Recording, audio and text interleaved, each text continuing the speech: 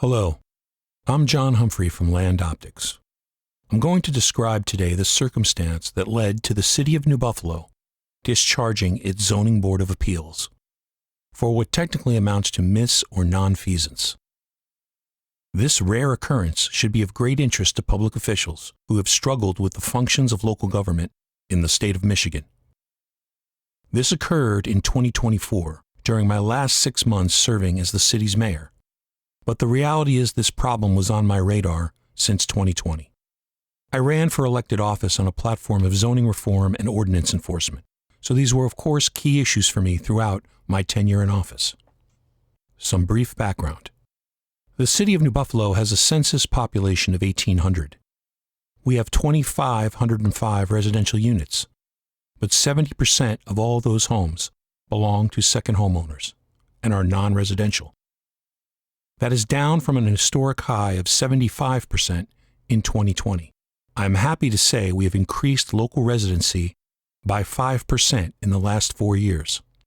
During the summer season, the average weekend brings 15,000 or more visitors.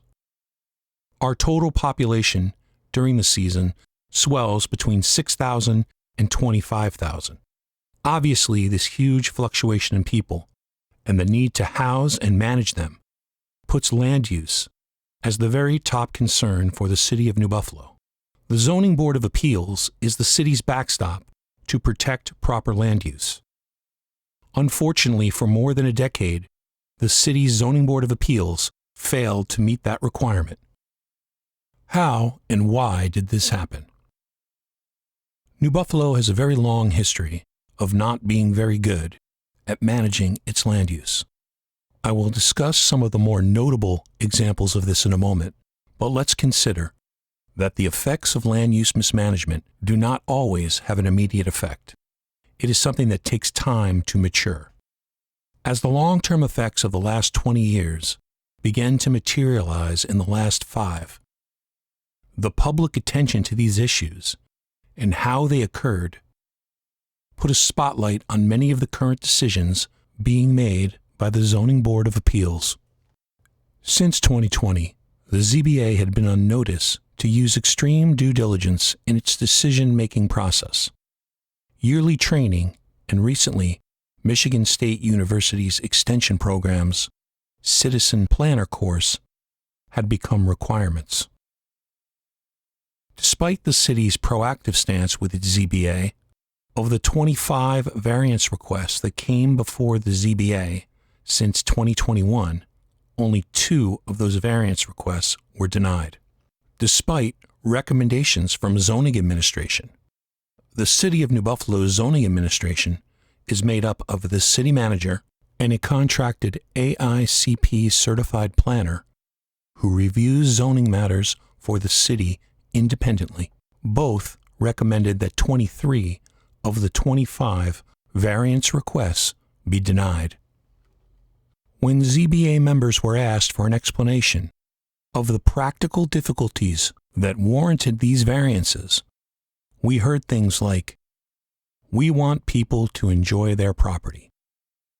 You can't build anything in this town without a variance. I'm a pro-development ZBA member." These are direct quotes. Historically, the lack of enforcing zoning requirements by the City of New Buffalo created an environment where developers were using the ZBA as a sort of get-out-of-jail-free card. That has resulted in the following.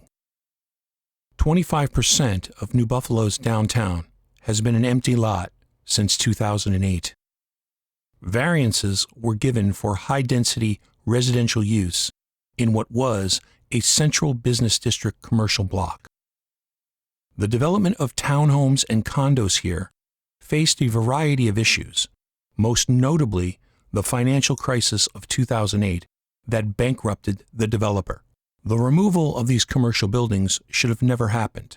If it had not, these buildings would be thriving businesses today, not an empty lot for the last 16 years.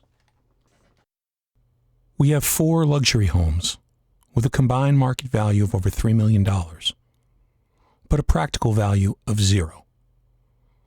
They are built inside the sewer easement of a 70-year-old concrete 24-inch trunk line that moves waste from the state line through the city to the sewer plant.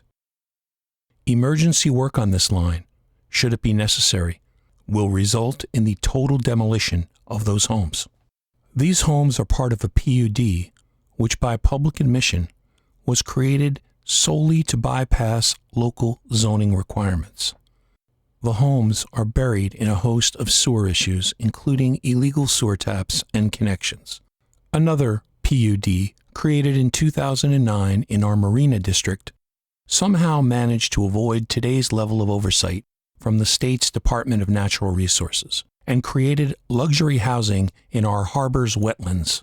These homes continue to have a host of issues the city is still dealing with today as it attempts to manage new building requests in a place where homes should have never been allowed to be built.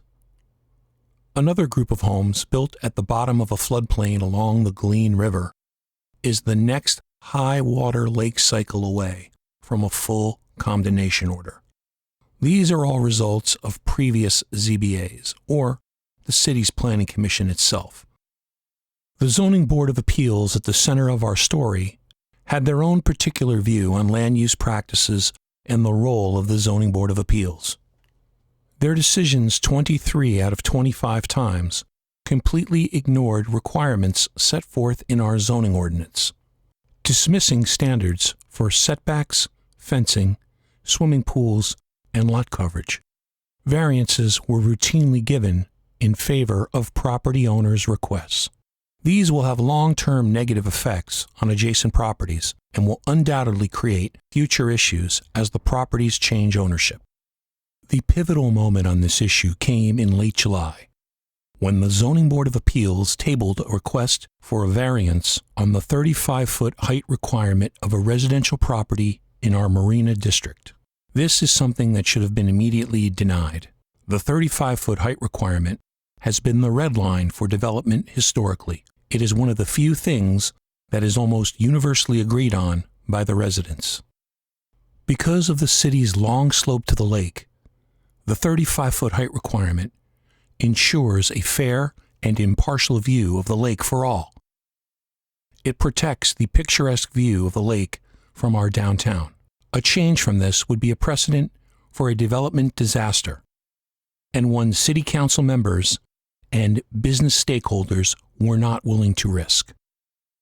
The city's attorney had been following the ZBA's actions upon request for some time and had attended several meetings.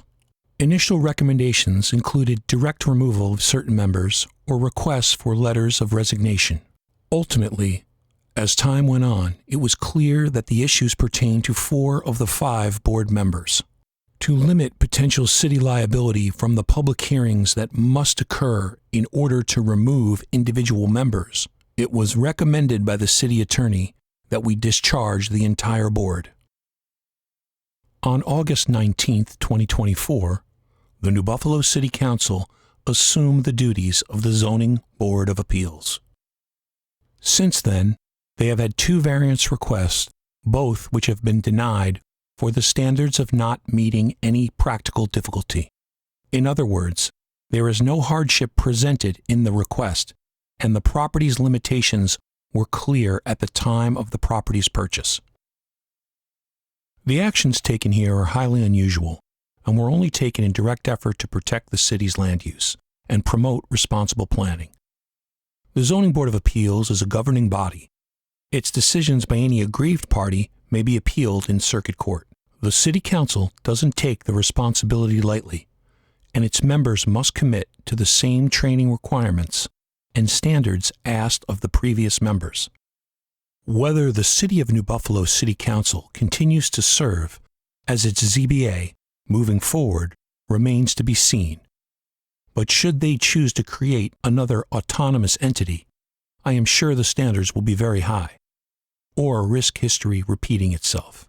Despite the problems and growing pains that have occurred from past decisions, this entire episode is a giant step forward toward progress and responsible planning. Thanks for listening.